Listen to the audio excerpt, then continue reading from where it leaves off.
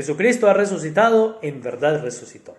En nuestro 69º video, vamos a hablar un poco de la historia de la iniciación cristiana. Aunque ya hemos hecho referencia a ella varias veces, vamos a repasar ahora los momentos más significativos de la evolución de estos tres sacramentos que forman la iniciación cristiana, empezando desde la Sagrada Escritura al Antiguo Testamento y llegando hasta los actuales rituales del Concilio Vaticano II, que son el ritual para la iniciación cristiana de los adultos y el ritual del bautismo de los niños, que viene junto al ritual de la confirmación y a la celebración de la Eucaristía, a través de la cual ellos hacen su primera comunión.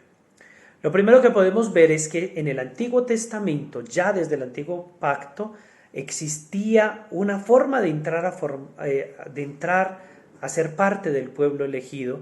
que se hacía a través de ritos. En el libro del Génesis leemos que para poder hacer el pacto entre el pueblo de Abraham y Dios era necesaria la circuncisión del prepucio de los niños. Ese pacto, el de la circuncisión, es el primer modelo del pacto que vamos a encontrar luego en el Nuevo Testamento. Luego, cuando el pueblo es liberado de Egipto, el rito de la Pascua, una comida sacrificial que ellos reciben como el paso de Dios por su vida, se convierte en el segundo momento importante. Cuando Jesús envía a los apóstoles,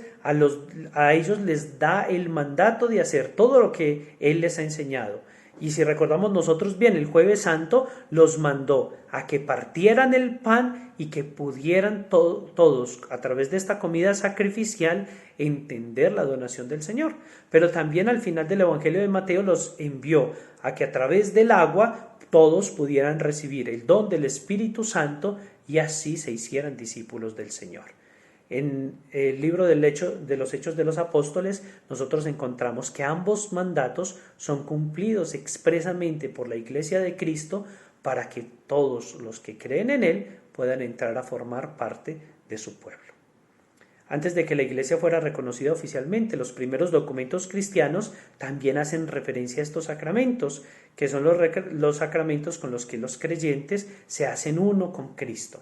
Se conocen entonces ya desde antiguo la fórmula del bautismo: yo te bautizo en el nombre del Padre, del Hijo y del Espíritu Santo, el uso del agua para el bautismo y la forma de bautizar, sumergiendo o bañando con agua la cabeza u otra parte del cuerpo, también la imposición de las manos para la transmisión del Espíritu Santo y el partir juntos el pan y comer del pan y tomar del vino dentro de la Eucaristía. Todos los que reciben estos sacramentos se consideran ya iniciados en los misterios, ya conocen qué significan estas cosas y pueden no solamente mantenerse dentro del camino del Señor, sino enseñar este camino a otros y hacer así que su entrega a Dios y a la comunidad se convierta en una realidad, hacer crecer la comunidad a través del apostolado. Y es tan grande esto que, como decíamos nosotros cuando hablábamos de las cosas importantes de la iniciación cristiana, el cambio de vida que se genera con los sacramentos hacía que incluso los esclavos pasaran a sentirse hermanos de sus amos y los amos al mismo tiempo hermanos de sus esclavos. Eso lo leemos nosotros en la carta a Filemón. Después de que la Iglesia se institucionalizó, fue reconocida por el Estado e incluso en algún momento el Estado la quiso imponer como la religión de todo el imperio, el número de las personas empezó a aumentar y entonces la Iglesia empezó a cristalizar algunos de los ritos de la iniciación cristiana para que no se fuera a perder su identidad. Lamentablemente, si no se perdía la identidad, lo que sí se perdió fue la capacidad de adaptarse a las personas, a los lugares, a los momentos, y hacen que los ritos se vayan convirtiendo en una cosa muy compacta, muy pequeña, pero sobre todo que va perdiendo el significado para las personas que lo reciben. Esto que le está robando fuerza a la iniciación, que al principio se adaptaba al pensamiento de cada pueblo y a la manera en que ellos sentían que el signo los podía tocar y involucraba su vida, va llevándonos a nosotros a un momento de la historia de la Iglesia en la que todo se hace como se hace en Roma. Y Roma hace las cosas como se hacían antiguamente.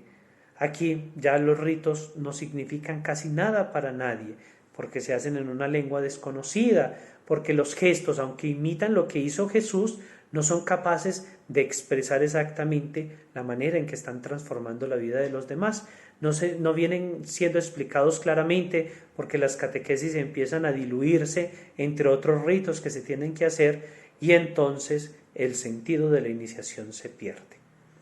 Siendo el rito más importante que la catequesis previa, el camino que había que recorrer para llegar a esta puerta entonces perdió completamente la fuerza y va desapareciendo poco a poco con el correr del tiempo,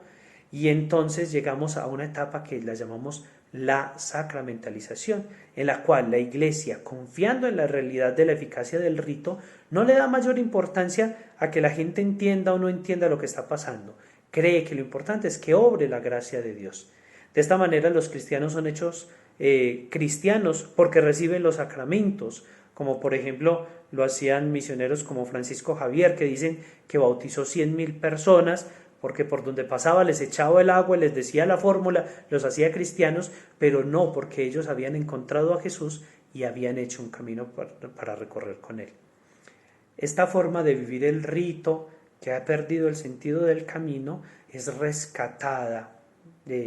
mejorada, otra vez vuelve a su originalidad en el Concilio Vaticano II, quien los padres del concilio dicen que sin la experiencia de Cristo resucitado no se puede caminar con él, y entonces no podemos decir que los sacramentos están cumpliendo la función que se necesita. De esto hablaremos en el próximo video porque en este nos estamos extendiendo ya mucho. Dios me los bendiga y hasta la próxima.